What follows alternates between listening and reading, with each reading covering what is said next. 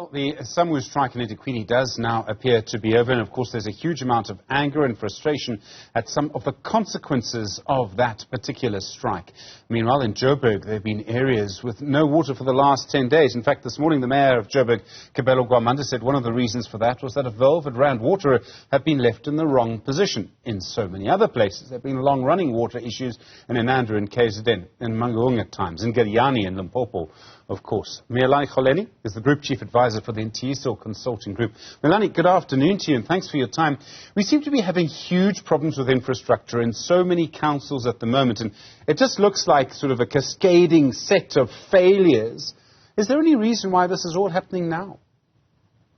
And thank you, Stephen. Of course, I think we need to treat it exactly as that. Previously, it would have been a sporadic type of reporting of outages of water, but we're starting to see more and more, even in the critical areas. So we're seeing metros now joining in the kind of disruptions of water. Previously, we would have seen more your locals, where perhaps they have to rely on the district or they run their own water service. But in this case, when we start seeing metros, not so long it was eThekwini, now we are talking the city of Johannesburg. So this has a huge impact with regards to how the infrastructure, conditions of the infrastructure, and it puts a lot of questions on the condition of the infrastructure. And in this case, as you can see, it's between Rand Water as well as the metro. City of Johannesburg, and I think it calls into question the fact that is the infrastructure still in a state where it can carry water? Has it been renewed? Has it been maintained? Perhaps it's time to look at how that infrastructure can be improved to be able to prevent the disruptions that we are seeing. But it certainly doesn't augur well for business because of the disruptions on top of what electricity, the outages of electricity are doing to business. So that is a point of concern with regards to the current state of the infrastructure.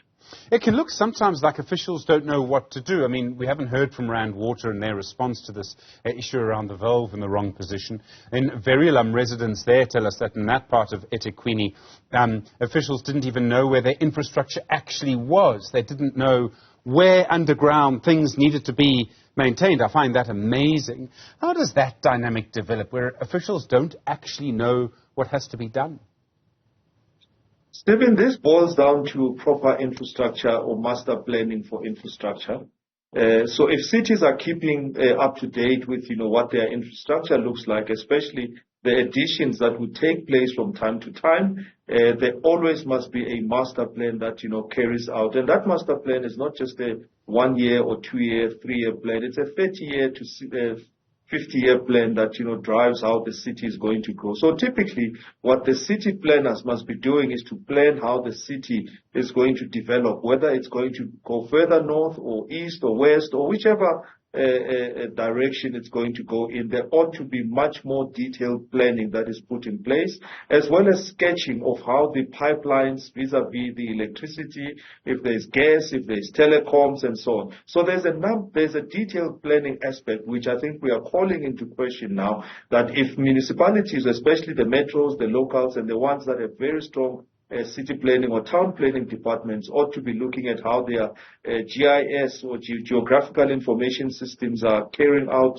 or that information or storing that information. Is it perhaps a loss of information that is there, or is it perhaps a laxity in terms of planning or capturing the new developments that are coming up? So those are the aspects which I think if you go back to eThekwini correctly, so now we're coming back to Johannesburg. Some of the responses, I think, are quite, staggering, and I think don't build confidence within the consumer, because as consumers, as well as business and industry and so on, we rely on the water departments to be able to bring water, which is critically required for driving business or industry or and so on and so forth. The issue here is the planning functions within municipalities insofar as they keep the diagrams and how they plan the city so that they can know to the last centimeter where the valves are, whether it's the pressure reducing valves and so on. So I think that is a critical skill that we are seeing maybe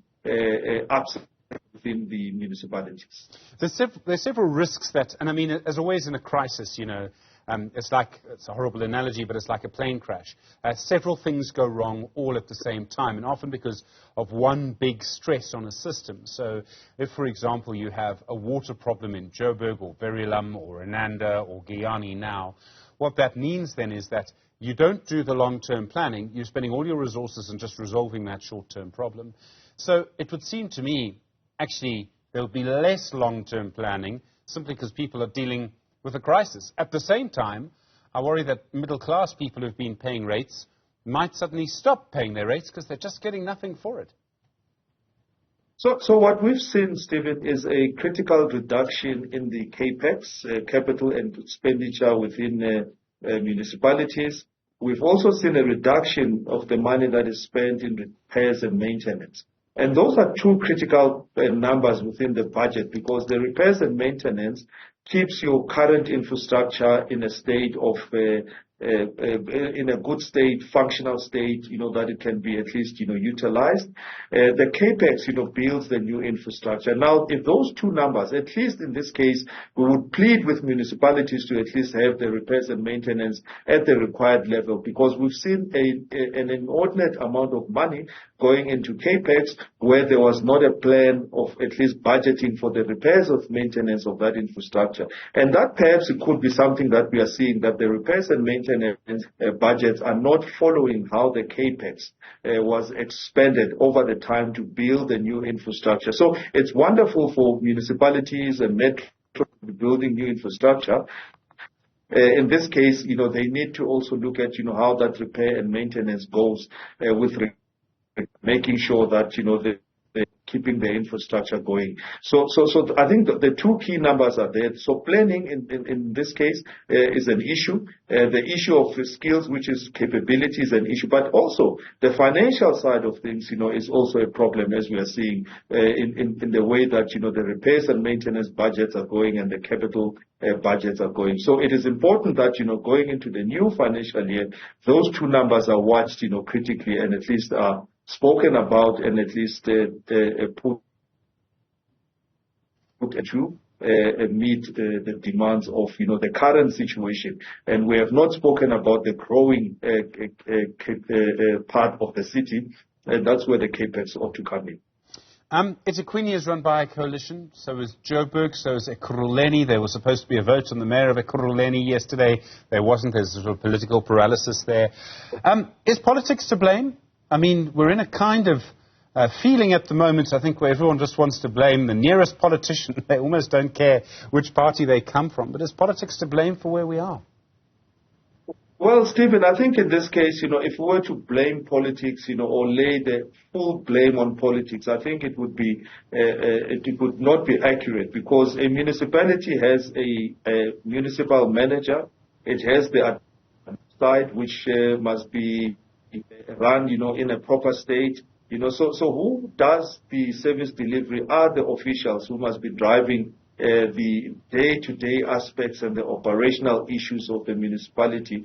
But if the problem was the fact that, an adjustment budget was not being passed, such that it would enable the officials to be able to table the right budgets to go and allocate, to various projects, then we can see how, the politics also could be playing a role. So within a municipality, obviously, I'm tabulating the fact that there is the political side and the administrative side.